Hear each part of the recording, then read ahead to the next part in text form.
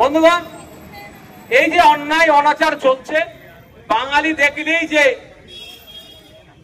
বাংলাদেশি বলে বাঙালি বিদ্বেষের যে বহিঃপ্রকাশ ঘটছে তার অবসান হওয়া দরকার। আমরা ভেবেছিলাম যে আমাদের রাজ্যের মুখ্যমন্ত্রী এই বিষয়টাকে সিরিয়াস ইস্যু হিসাবে নেবে।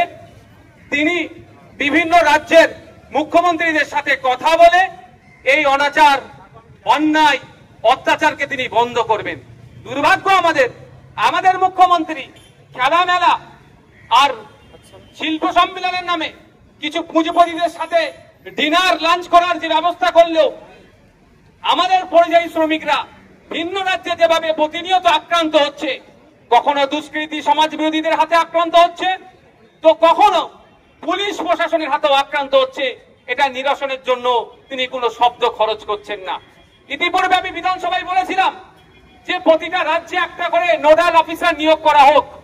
যে রাজ্যের নোডাল অফিসার থাকবে সেই রাজ্যে কোন শ্রমিক, পরিযায়ী শ্রমিক যদি আক্রান্ত হয়, সেই অফিসারের সহযোগিতা নিয়ে বা কোনো সমস্যার সম্মুখীন যদি হয়, সেই অফিসারের সহযোগিতা নিয়ে এই সমস্যার সমাধান হবে। কিন্তু সেটা করেনি।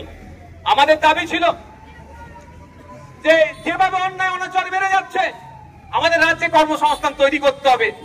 স্পেশাল ইকোনমিক জোনগুলো দেখলে দেখা যাবে সেই ফলতা থেকে শুরু করে কল্যাণী পর্যন্ত, যেখানে একটা সময় 5 লাখ শ্রমিক কাজ করত, এখন 50,000-এর নিচে চলে আসেছে। অর্থাৎ রাজ্যের কাজ নাই, কাজ থাকলেও শ্রমের মূল্যায়ন করা হচ্ছে না। ফলে আমাদের রাজ্যের মানুষ ভিন্ন রাজ্যে গিয়ে কাজ করছে, আর ভিন্ন রাজ্যে কাজ করার যখনই করতে যাচ্ছে, বাংলায় কথা বলার জন্য, বাঙালি হওয়ার জন্য তাদের উপর আক্রমণ নেমে আসছে। তাদেরকে কখনো ইল্লিগালি মাইগ্রেন্ট বলে, তাদেরকে ধরে ডিটেনশন ক্যাম্পে দেওয়ার হুমকি দিচ্ছে, বা ধরে জেলের মধ্যে রাখছে, বা দীর্ঘদিন ধরে তাদেরকে হেনস্থা করছে।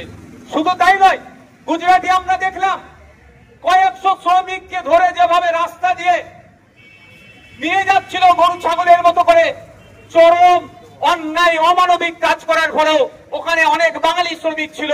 আমার রাজ্যের বাঙালি মুখ্যমন্ত্রী তার বিরুদ্ধে একটাও কথা বলল না।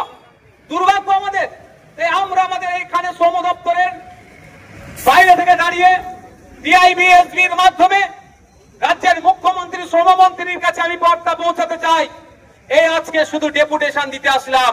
এই ডেপুটেশনের পরে আমার রাজ্যের মুখ্যমন্ত্রী যদি দায়িত্ব নিয়ে ভিন্ন রাজ্যে আক্রান্ত হওয়া বাঙালি শ্রমিকদের পাশে না বসে, আগামী দিনে কিন্তু এখানে এসে আমরা ধর্নায় বসবো, অবস্থান বিক্ষোভে বসবো। আজকে আমরা আমার প্রশাসন ভাইদের যেভাবে আমাদেরকে ডাইরেকশন দিয়েছে, যে আমাদের সহযোগিতা করেছে, দিয়েছি আমরা, এবং আমরাও সহযোগিতা করেছি। আমরা কোন রকম ভাবে আজকে শুধু ডেপুটেশন দিয়ে আজকে এখান থেকে বিদায় নেব, কিন্তু আমরা কয়েকটা দিন অপেক্ষা করব। যদি এইরকম চলতে থাকে, ভিন্ন রাজ্যে বাঙালি শ্রমিকদের উপর যদি অত্যাচার চলতে থাকে, এর বিরুদ্ধে কিন্তু আমরা বৃহত্তর পদক্ষেপ নেব। আমরা ধর্নায় বসবো, অবস্থান বিক্ষোভে বসবো। আপনারা অবাক হবেন, শুধুমাত্র একটা নির্দিষ্ট ধর্মকে টার্গেট করে নয়, বাংলায় যারা কথা বলছে তাদেরকেই টার্গেট করা হচ্ছে, তারাই আক্রান্ত হচ্ছে, তাদের আক্রমণের লক্ষ্যবস্তু বানানো হচ্ছে। আপনাদেরকে বলি, এই সমস্যার সমাধান আমার রাজ্য সরকার চাইলে ওভারনাইট করে দেবে, কিন্তু দুর্ভাগ্য আমার রাজ্য সরকার এটা কর্ণপাত করছে না। পশ্চিম বাংলা থেকে পরিযায়ী শ্রমিক হিসাবে উড়িষ্যাতে মাত্র 30,000 শ্রমিক কাজ করে, পশ্চিম বাংলার নাগরিক। আর উড়িষ্যার উড়িয়া সমাজের মানুষ আমাদের পশ্চিম বাংলাতে, এই কলকাতাতে কম করে 3 লক্ষ মানুষ কাজ করে। যদি আমাদের 30,000 মানুষকে তাদের সহ্য না হয়, আমার রাজ্যের মুখ্যমন্ত্রী উড়িষ্যার মুখ্যমন্ত্রীকে কেন বলছে না আমরা 30,000 ফেরত নিয়ে আসবো, আর 3 লক্ষ উড়িয়া মানুষকে কিন্তু আমরা ফেরত পাঠিয়ে দেবো? আমি ফেরত পাঠানোর পক্ষে নয়, কিন্তু বলতে আজকে বাধ্য হচ্ছি। তো আপনার উড়িষ্যাতে গিয়ে বাঙালিরা আক্রান্ত হবে, আর উড়িষ্যার মানুষকে আমরা আমাদের কলকাতা পুলিশ, আমাদের বেঙ্গল পুলিশ, আমাদের রাজ্য পুলিশ, আমরা আমাদের বুকে আগলিয়ে রেখে তাদের নিরাপত্তা দিয়ে তাদের রুজি রুটির জায়গা করে দিচ্ছি। 3 লক্ষ মানুষকে যদি পারি, আমাদের 30,000 মানুষকে কেন উড়িষ্যার মানুষ পারবে না? এই প্রশ্ন আমাদের করতে হবে। এর সমাধান আমার রাজ্যের মুখ্যমন্ত্রী পারবে।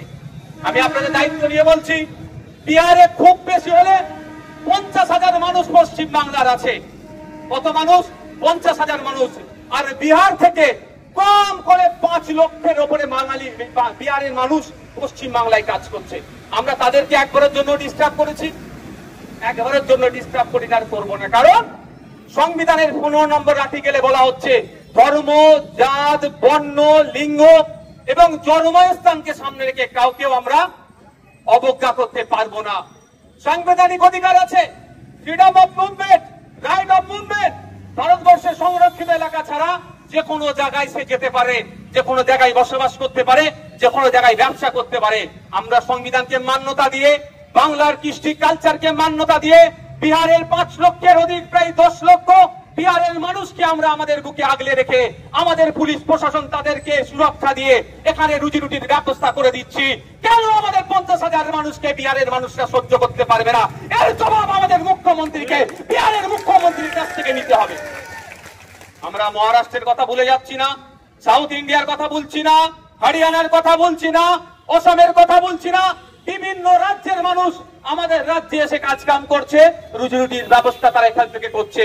আর আমাদের পুলিশ আর আমরা তাদেরকে বুকে আগলে রেখেছি, আমরা আমাদের ভাই হিসাবে তাদেরকে সুরক্ষা দিচ্ছি। আর আমাদের বাঙালি মানুষ যখন উড়িষ্যাতে কাজে যাচ্ছে, আসামে কাজে যাচ্ছে, মহারাষ্ট্রে কাজে যাচ্ছে, হরিয়ানাতে কাজে যাচ্ছে, বেঙ্গালোরে কাজে যাচ্ছে, তখনই তাদের উপরে আক্রমণ কেন নেমে আসবে? এর জবাব আমরা আমাদের রাজ্যের মুখ্যমন্ত্রীর কাছ থেকে নেব, এই জবাব আমরা দেশের প্রধানমন্ত্রীর কাছ থেকে নেব। আগামী দিনে আমাদের রাজ্যের মুখ্যমন্ত্রী, দেশের প্রধানমন্ত্রী যদি এই জবাব দিতে ব্যর্থ হয়, এর পরের পদক্ষেপ যেমন আমরা শ্রম দপ্তরের সামনে অবস্থান বিক্ষোভ করছি, আমরা কয়েকটা দিন দেখবো, এর পরের পদক্ষেপ আমাদের গভর্নর হাউসের দিকে যাব। গভর্নর হাউসে গিয়ে রাষ্ট্রপতির প্রতিনিধিকে আমরা জানিয়ে আসবো আমাদের বাঙালিদের উপরে অত্যাচার বন্ধ করতে হবে। প্রস্তুত আছেন তো নাকি? এটা তো অল্প সংখ্যক মানুষকে নিয়ে করেছি আমরা, অল্প সময়। এর আগে আমি বিধানসভার মধ্যে বলেছি অপদার্থ সরকার, এটা সরকার না, এটা সার্কাস চলছে ভাই। এটা সরকার চলছে না, সার্কাস চলছে। আমি অনেক আগে এদেরকে বলেছিলাম পরিযায়ী শ্রমিকদের জন্য আলাদা আইডেন্টিটি কার্ড তৈরি করা হোক, প্রতিটা রাজ্যে একটা করে আমাদের রাজ্যের পক্ষ থেকে অফিসার রাখা হোক। আর আজকে আমাদের যে ডিমান্ড আছে একটা নতুন ইনক্লুড হয়েছে, 24x7 একটা টোল ফ্রি নাম্বার করা হোক। কোন পরিযায়ী শ্রমিক ভারতবর্ষের যে কোনো প্রান্তে পশ্চিমবাংলার শ্রমিক যদি আক্রান্ত হয় বা কোনো সমস্যার সম্মুখীন হয়, ওই টোল ফ্রি নাম্বারে ফোন করবে, সাথে সাথে সমাধান কিভাবে করা যায় অফিসাররা সেটা নেবে। এই প্রস্তাব আমাদের আজকে আছে, শ্রমজীবী মানুষের জন্য প্রস্তাব আমরা রাখছি, আমাদের মাইগ্রেন্ট লেবারদের জন্য আমরা প্রস্তাব রাখছি। এখন দেখার বিষয় সরকার কি করতে, সরকার কতটা সদর্থক ভূমিকা নেয়। আমি আস্তে আস্তে একটা স্লোগান শুনছিলাম, মুখস্থ করতে পারেনি, কিন্তু খেলা মেলা করে কোটি কোটি টাকা উড়িয়ে দিল, কিন্তু কলকারখানা পশ্চিমবাংলায় করতে পারেনি। প্রতি বছরে ঘটা করে কি বলছে, এই বিশ্ববঙ্গ বাণিজ্য সম্মেলন হচ্ছে, ভালো কথা, কিন্তু বিশ্ববঙ্গ বাণিজ্য সম্মেলনে কত টাকা ইনভেস্ট হচ্ছে অ্যাকচুয়াল সেটা বলছে না, গল্প অনেক শোনাচ্ছে, এত হাজার কোটি টাকা। আরে আমরাও একটু একটু পড়াশোনা করছি ভাই, মুখ্যমন্ত্রী ভাবছে দুধের গায়েদেরকে একদম বোকা বানিয়ে দেবো। আমরা ভালো করে জানি ইনভেস্ট করলে 100 কোটি 50 কোটির উপরে ইনভেস্ট ভারতবর্ষে হলে একটা ডেটাবেস আছে অনলাইনে, সেটাকে 1 সপ্তাহের মধ্যে আপলোড করতে হয়, কিন্তু সেই রকম তথ্য আমি দেখতে পাচ্ছি না। শুধু কি হচ্ছে জানেন, আমার রাজ্যের মুখ্যমন্ত্রী আর রাজ্যের কিছু নেতা মন্ত্রীদের সব যায় বিভিন্ন বছরে একবার করে সারা পৃথিবীর বিভিন্ন শিল্পপতিদের সাথে বসে একটু লাঞ্চ করবো, একটু ডিনার করব, বুঝতে পেরেছেন? শখটা কিভাবে মেটাবে? এমনি ডেকে নিয়ে এসে যদি 4000 টাকার প্লেটে খাওয়ায় আপনি আমি রেডে করে উঠবো, ওই জন্য বাণিজ্য সম্মেলনের নামে তাদেরকে ডেকে নিয়ে আসে, শুধু শখ মেটানো হয়। বড় লোকের শখ ভাই 4000 টাকার প্লেট, বুঝতে পারছেন কি বলছি? যে ডেলিগেটস যারা আছেন 4000 টাকার প্লেট তাদের একবেলা খাবে, তারা সেই প্লেটে খায়, এখানে নেতা মন্ত্রীরা বসে একটু তাদের সাথে খাবে। কিন্তু যারা পরিযায়ী শ্রমিক রাজ্য থেকে কাজ নাই বলে চলে যাচ্ছে, রাজ্যের কাজ থাকলেও অল্প কাজ থাকলেও মেহনত বেশি করা হচ্ছে, মূল্যায়ন করা হচ্ছে না, তাদের কথা একবারও ভাবে না। আমি বারবার প্রশ্ন করেছি যে বিশ্ব বাণিজ্য সম্মেলন হচ্ছে ভালো কথা, ওয়েল এন্ড গুড, 6 মাস ছাড়া ছাড়া হওয়া দরকার, 1 বছর ছাড়া ছাড়া হচ্ছে, আমি চাই 6 মাস ছাড়া ছাড়া।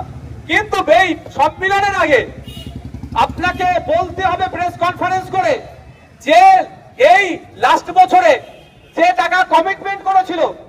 কত টাকা ইনভেস্ট হয়েছে, ওই ইনভেস্টের ফলে রাজ্যের কত টাকায় রাজস্ব এসেছে অর্থাৎ ট্যাক্স পেয়েছে, এবং রাজ্যের কত মানুষ কাজ পেয়েছে, এই তথ্যটা দিন। কিন্তু এই তথ্য ওরা দেয় না। কি তথ্য দেয়? অমুক এত হাজার কোটি টাকা ইনভেস্ট করবে বলেছে। যেমন ঠিক আমাদের রাজ্যের দাদা সৌরভ গাঙ্গুলি মহাশয় স্পেনে গিয়ে বাংলাতে ইনভেস্ট করে স্পেনে গিয়ে গল্প শোনাচ্ছে। আমরা যতটুকু জানি স্পেন কিন্তু ব্যবসার জন্য বিখ্যাত নয়, ওখানে স্কিল আছে, ফুটবলের স্কিল আর অন্যর জন্য বিখ্যাত। স্পেনে গিয়ে এই ধরনের গল্প যেমন শুনিয়েছিল আমাদের, ঠিক প্রতি বছরে বড় লোক শিল্পপতিরা খাওয়া দাওয়া করে ভালো মতো করে খেয়ে নিয়ে যাবার সময় একটু গল্প দিয়ে চলে যায় আমাদেরকে, এত হাজার কোটি টাকা ইনভেস্ট করবো। ঘোড়ার ডিম তাদেরকে আর 1 বছর খুঁজে পাওয়া যায় না।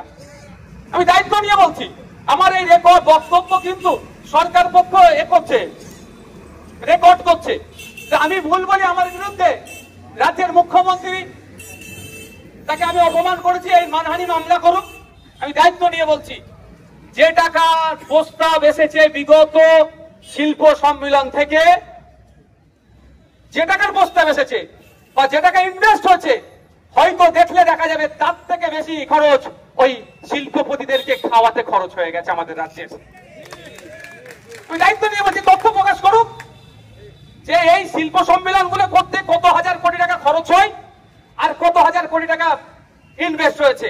হয়তো দেখা যাবে ইনভেস্ট থেকে বেশি আপনার আমার ট্যাক্সের টাকা খরচ করেছে দিদিমণি, আর তার ফল আপনাকে আমাকে ভুগতে হচ্ছে।